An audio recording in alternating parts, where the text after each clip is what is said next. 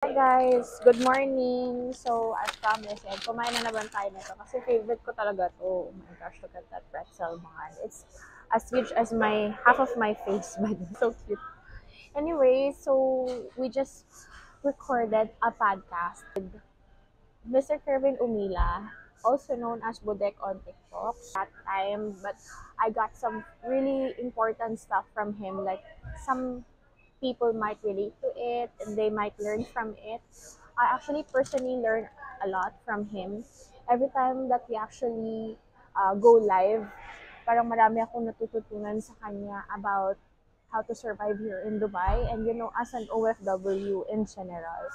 So in this podcast, we actually discussed like the red flags in employers, and then how he started his career here in UAE. And marami pa sana, no, kung hindi lang nagkaroon ng problem sa connection. But hopefully, we will have another time next time. So if you want to know what we've talked about sa podcast, go ahead and watch it. Hi everyone! Welcome to our episode 3! Yes, Manalos in Dubai. So we have a special guest tonight and talagang may inspire tayo sa buhay niya. Kaya naman talagang pinilit namin na makapunta siya today sa live na to. Okay, so let's all welcome Mr. Kervin Umila, also known as Budek here on TikTok. Ayan! Welcome Hi, po! hi. Famous sa TikTok. Oh, grabe naman yung... Adak Ay, sa hindi, Abu Dhabi. Abu Dhabi. Hindi. Kayong maniwala. Itatag po namin yung TikTok niya. Today, we're going to talk about yung, syempre as usual, yung naging buhay natin dito sa UAE as OFW from the Philippines. So, yung mga first few episodes namin is we've talked about yung mga paano kami pumunta dito, yung mga first salary namin, first work, oo. So, since si Budek ngayon is the first guest of the podcast, ayan, congratulations! Thank you so much. Thank you for having me. Thank you.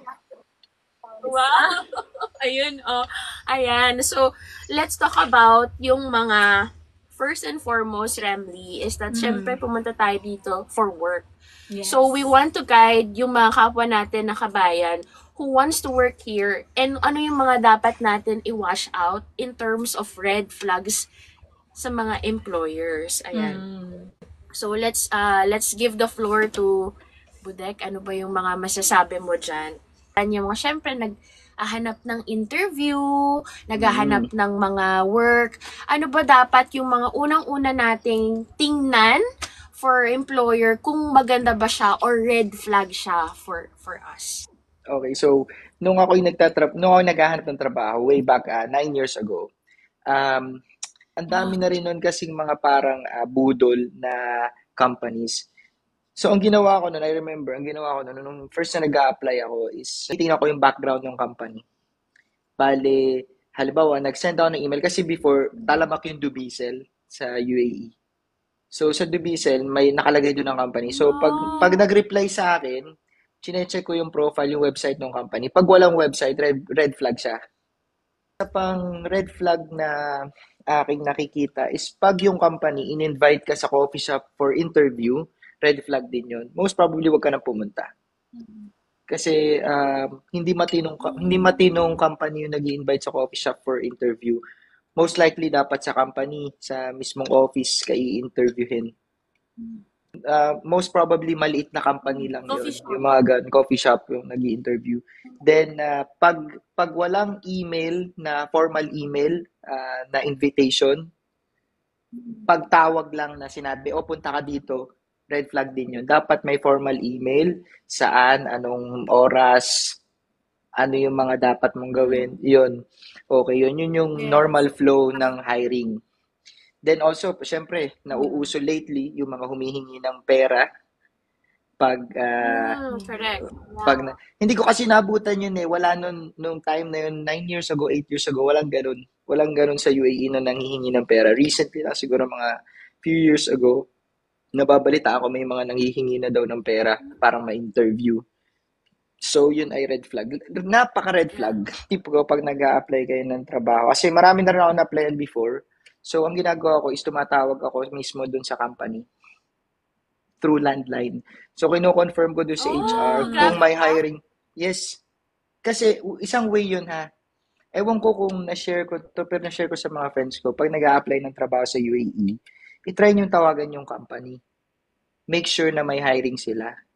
At least doon pa lang, alam nila na kayo interested sa posisyon. So, tinatawagan ko yung company. Good tip. Yeah, that's a good tip.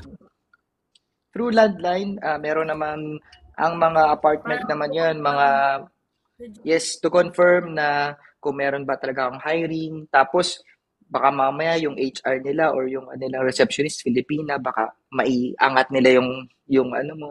Hindi mo naman iaas na ganun, na ipapataasin yung iyong resume. Pero, the thing is that at least, alam nila na interesado ka. Wala namang masama tumawag. Yeah, wala naman. Tumatawag Mas ako sa mabuti lahat. ngayon para ma-ensure legit Yes. Ewan ko sana makapagbigay ako ng tip na ganun. Yun yung siguro yun yung isa sa I think the best kong ginawa is tinatawagan ko talaga yung company.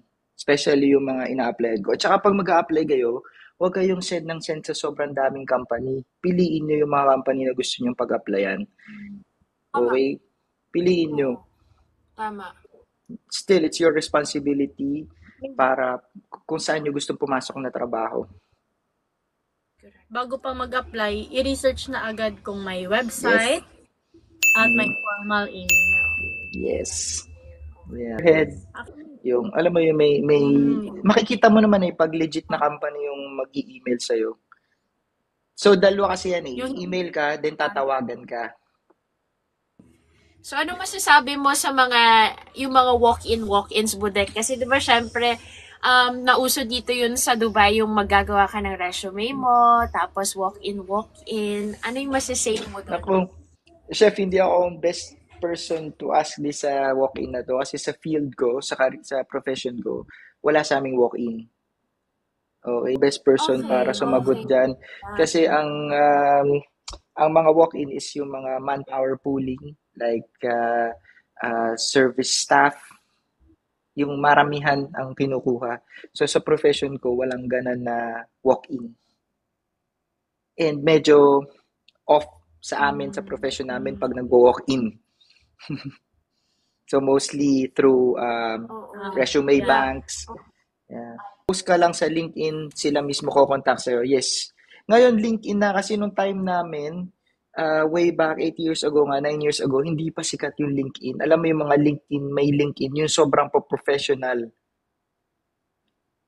Ngayon, sobrang ng LinkedIn, sobrang boom na boom. Dati kasi Dubizzle, sobrang makakuha ka ng trabaho sa Dubizzle. Ako nakakuha ko ng trabaho sa Dubizzle. Pero ngayon, sabi nila, pag Dubizzle daw, scam na. Maraming scammer. Tapos kailangan mo na atang na-infiltrate na ng mga scammers. Yes, tapos kailangan mo na atang magbayad something para mapabilis yung iyong para makapag-apply ka ganun. So dati sobrang legit dati ng Dubizzle. Sa totoo lang. I think number 1 yun. Dubizzle. Pero ngayon medyo na siya. Pangit na yung image niya.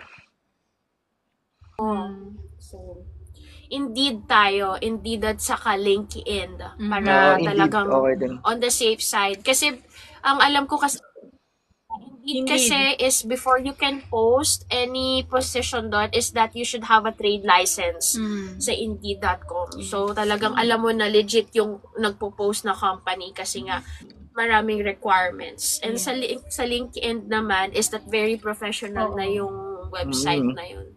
Dali lang makaspat ng legit sa LinkedIn kasi syempre wala masyadong post yung company, magduda ka na.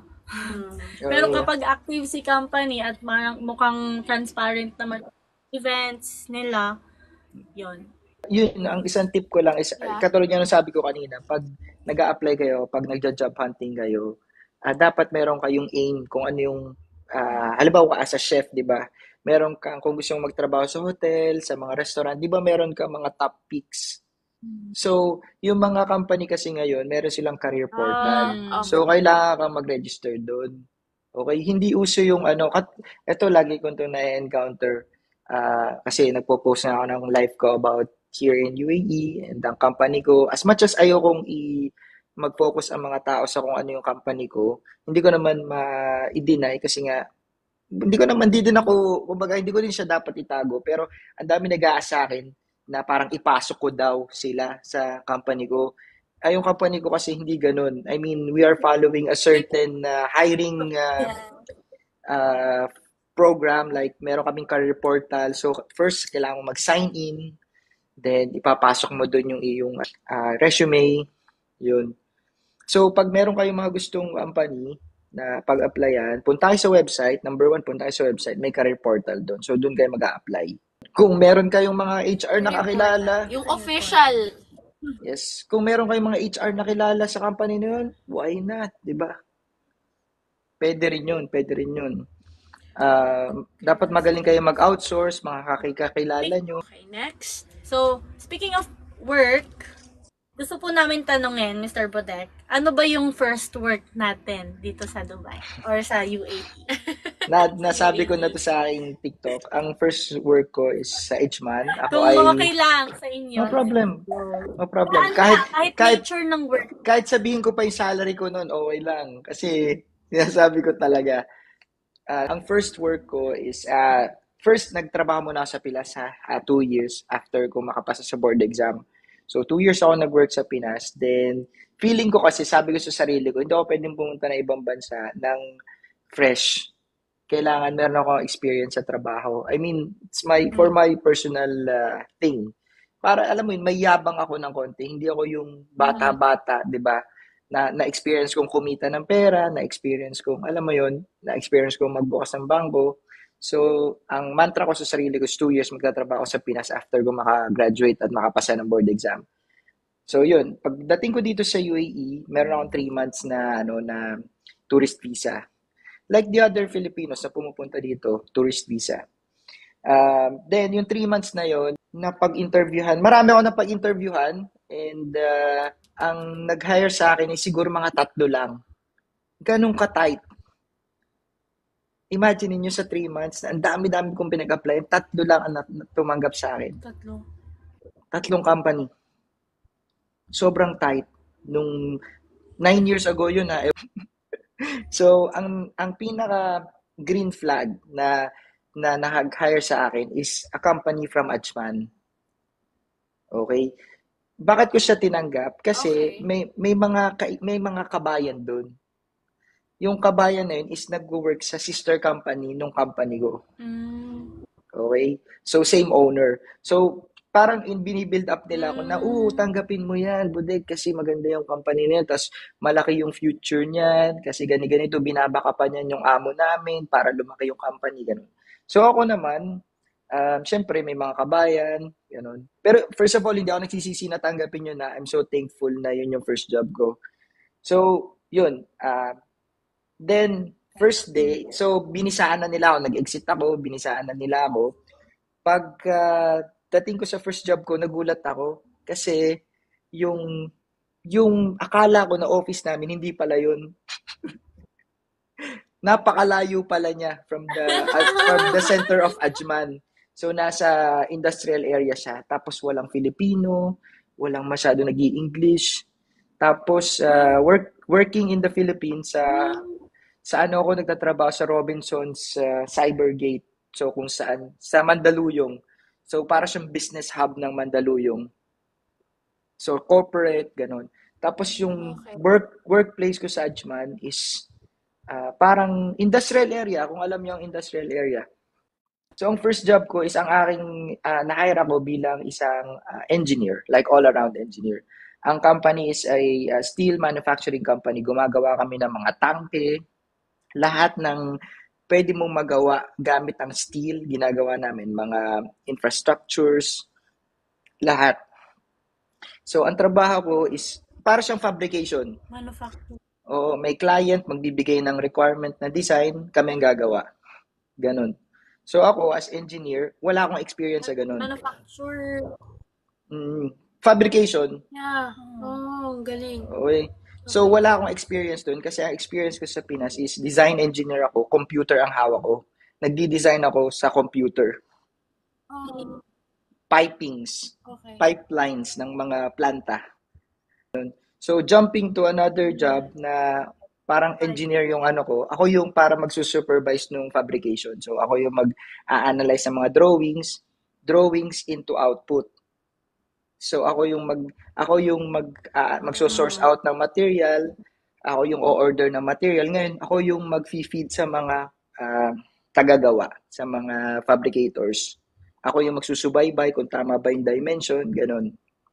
Quality Ganon? control, engineer, Hindi eh. Oo. engineer. So, maliit na company siya. So, ako lang yung engineer. Dalawa kami. Parang yung pinakaamo ko yung parang engineer namin. Tapos ako yung parang junior pa lang ako kasi simula ko pa lang.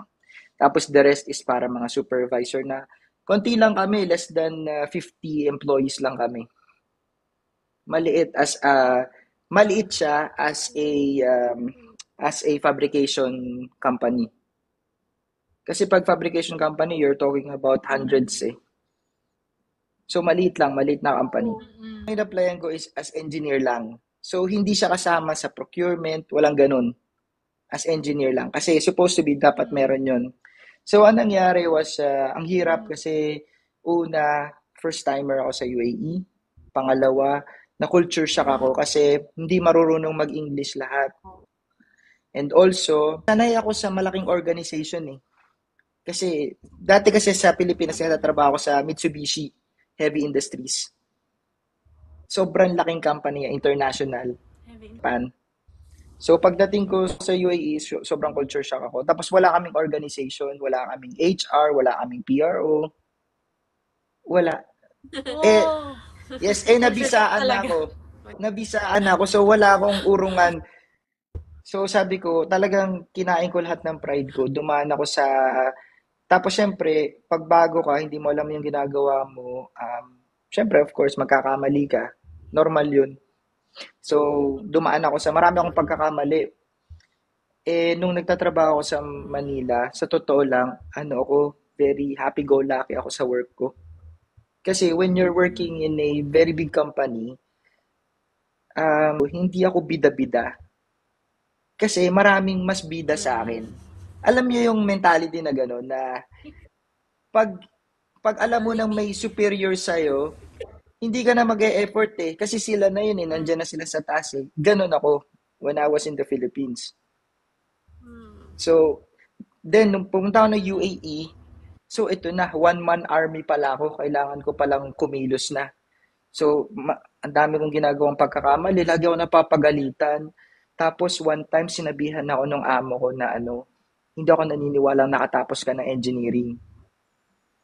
Yung siguro isa sa worst na isa yun sa worst na narinig ko sa buong buhay ko. Like hindi daw siya naniniwala na nakatapos ako ng engineering.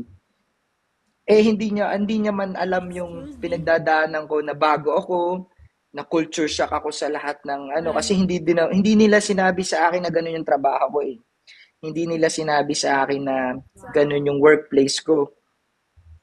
So, that time, syempre, ang baon ko lang is pangarap. Sabi ko, at saka ako para bang ako'y binuhusan ng malamig na tubig. Sabi ko, hindi kailangan patunayan ko yung sarili ko.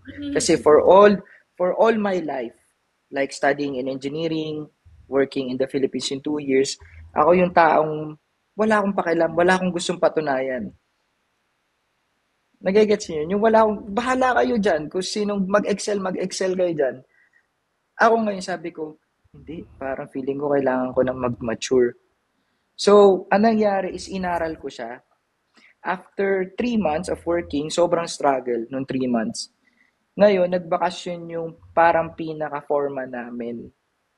So, I have to step up para parang i-guide yung mga fabricators. So, for 1 month, ako yung parang nila, foreman. Imagine niyo hindi marunong mag-English. So, imagine niyo na lang kung paano kami parang sign language and small English, parang ganun. Tapos samahan mo ng sign language, left or right, cut here, little, like, mga ganun. Kasi magkakaharap naman kayo eh. Ganun. So, napaka-thick ng language Barrier. So, for 3 months yun. After nun, hindi ko napapansin na pinupush ko na pala yung sarili ko. And then, all of a sudden, parang natututunan ko na pala siya. Tapos, after nun, nagbakasyon naman yung accountant namin. Yung parang, hindi naman siya accountant eh. Hindi ko pwedeng sabihin siya accountant kasi hindi naman siya accountant.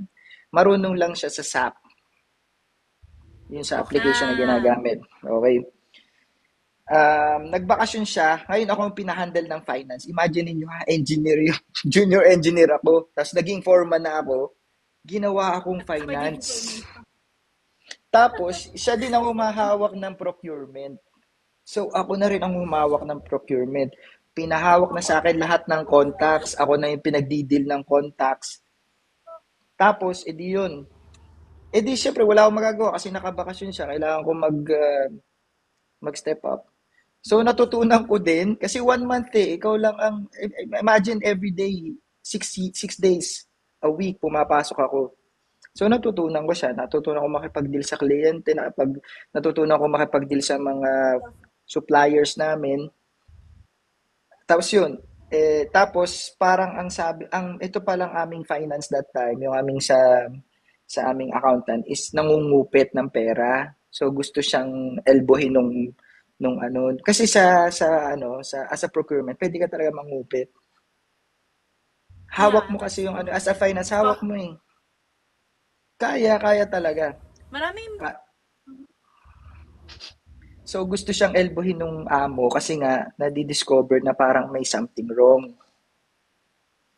So, ngayon, pinagawa sa akin, na-satisfy sila. So, sa akin, pinahawak yung procurement.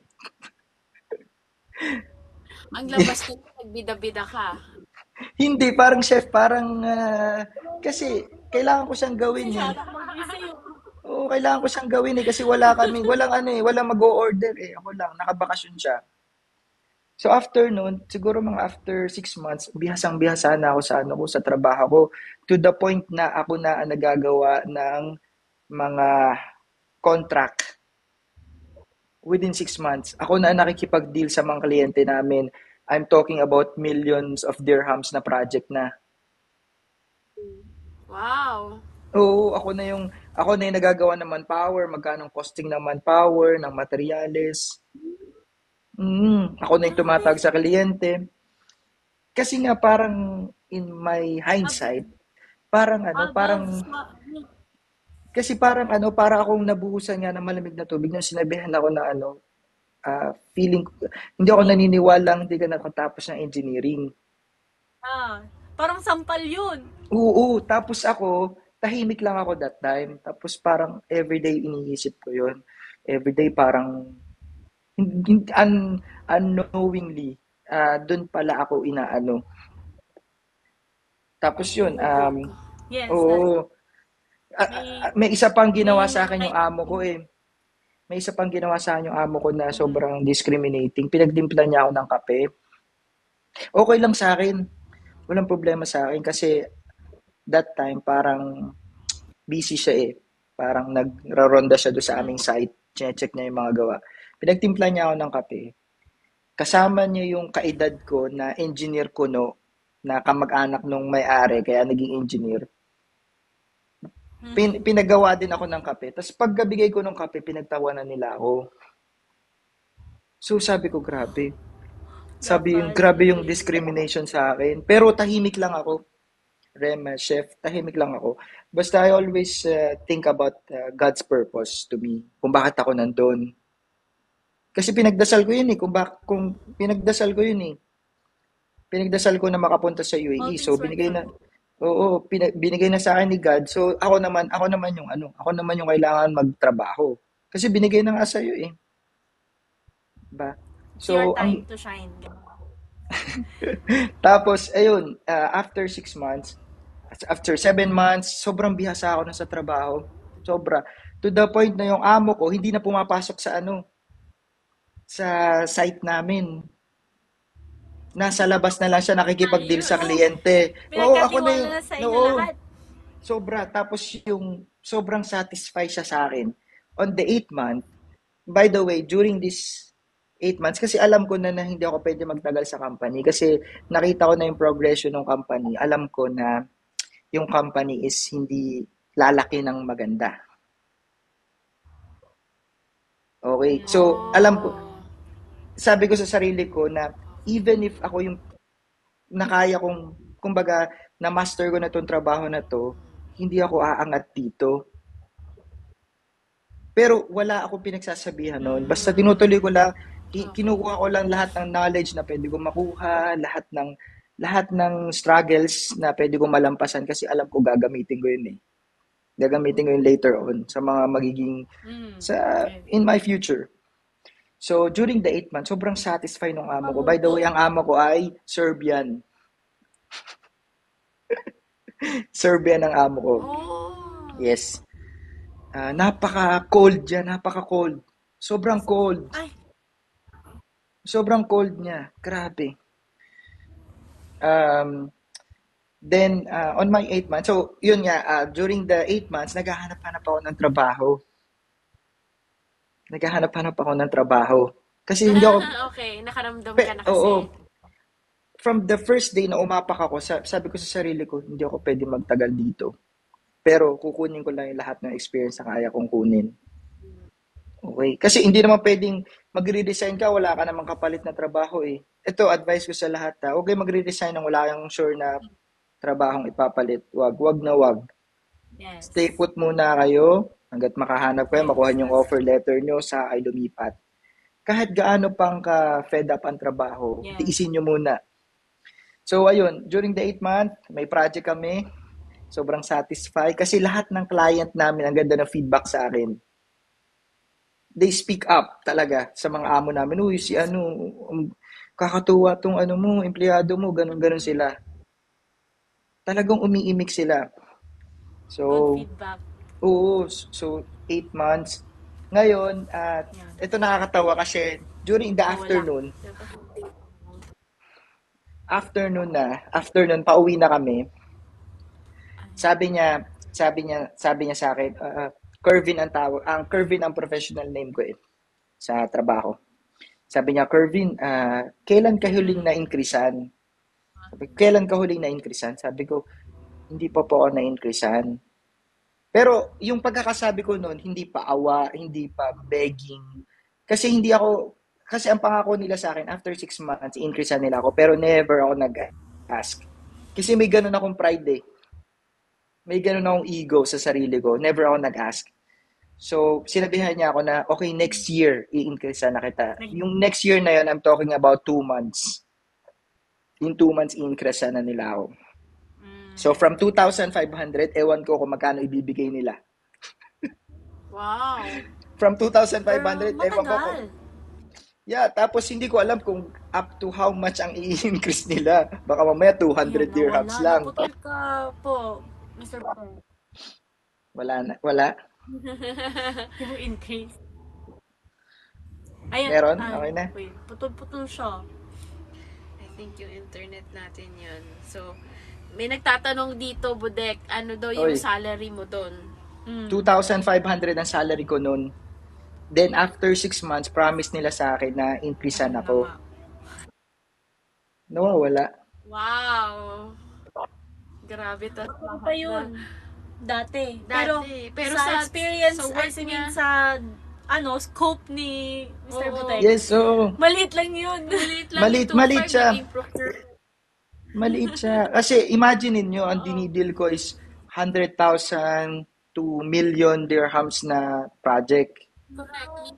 So 2.5 and by the way and by the way, ang driver ko, ang company driver namin, ang salary niya is 2.5 din. So same footing kami.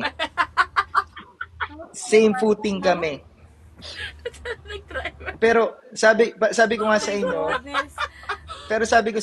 I never ask for any increment kasi nga may pride ako noon na sabi ko sa lahat ng discrimination na nakuha ko, tingnan nyo. So, eto na, nung hapon na na-receive ko na yung offer ko sa Abu Dhabi, dito sa Abu Dhabi.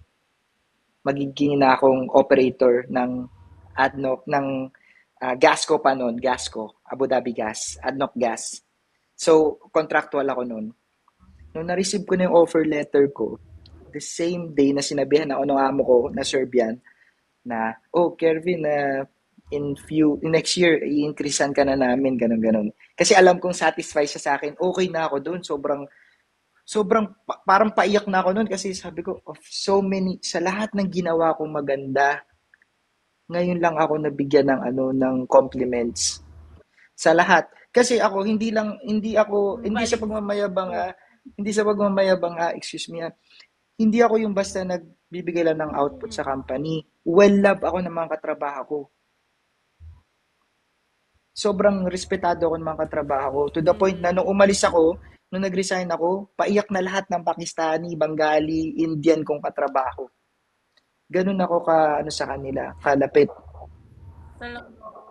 Oo. So nung same afternoon na na-receive ko yung you have a special place sa puso nila. Oo, kasi first time nila makatrabaho ng Filipino na hindi nila alam na ang Filipino pala ay caring. Ayun. Naputol. Wala na? Meron? Sige. Meron?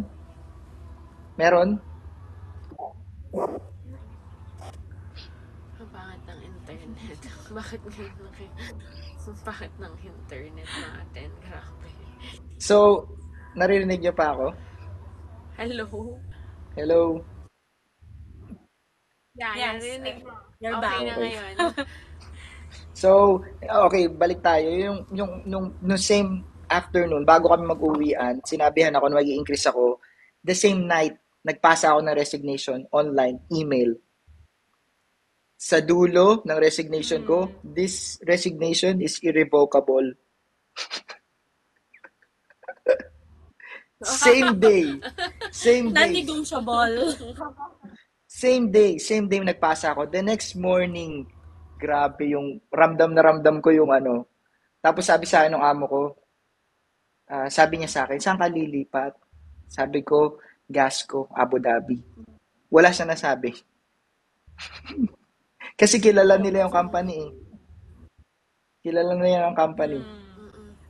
Tapos, may rendering ako ng 1 month. May rendering ako ng 1 month. So, kailangan kong ipasa lahat, i-hand over lahat ng aking. Kasi ako yung nag-organize ng documentation system namin sa company. Before, wala kaming documentation. Ako yung naggawa. So, kailangan ko siyang ipasa. Kailangan kong turuan yung forma namin na kung paano magawa ng mga quotations. Data na lang ako. Naubos na yung data ko. Today. Okay lang kayo, chef? Sonado. Okay lang kayo? Naririnig niyo pa ako? Ayun. Hindi na? Wala na kayo marinig?